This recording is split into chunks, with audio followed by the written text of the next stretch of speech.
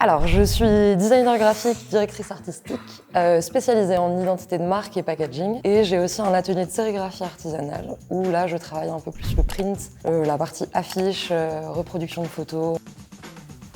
Alors, le projet dont je suis le plus fière, c'est Madeleine Pitre. C'est un café-boutique spécialisé dans la création de madeleine à Bordeaux, que j'ai réalisé en collab avec mon amie Clara, qui est photographe. On est parti sur une esthétique un peu rétro-contemporaine.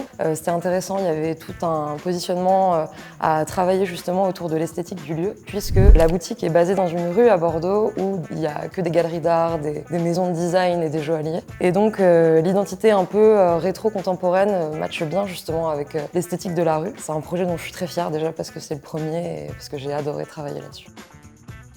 J'aime bien travailler d'autres médiums, beaucoup la photo, aussi le print évidemment avec la sérigraphie. Essayer d'aller chercher justement des compositions un peu plus expérimentales. Je trouve que c'est ça qui nourrit un peu les créations graphiques que j'amène aujourd'hui. Aussi dans mon style, d'essayer de détonner un petit peu. Et après je lis beaucoup de livres ou même en digital. Et sinon sortir voir mes potes et ma famille.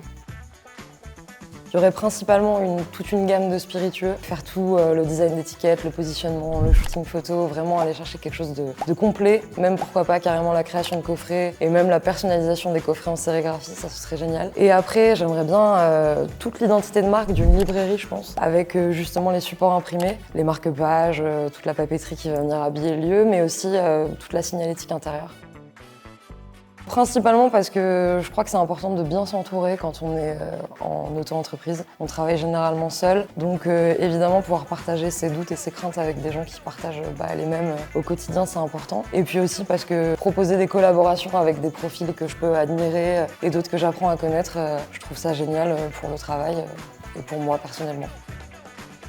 Je pense principalement au Canada, notamment dans le Yukon pour les grands espaces, la forêt, la montagne. Peut-être le Mexique, c'est un pays dans lequel j'ai déjà vécu 1 an et que je trouve extrêmement riche culturellement, qui a des paysages magnifiques et puis le climat, ça fait rêver.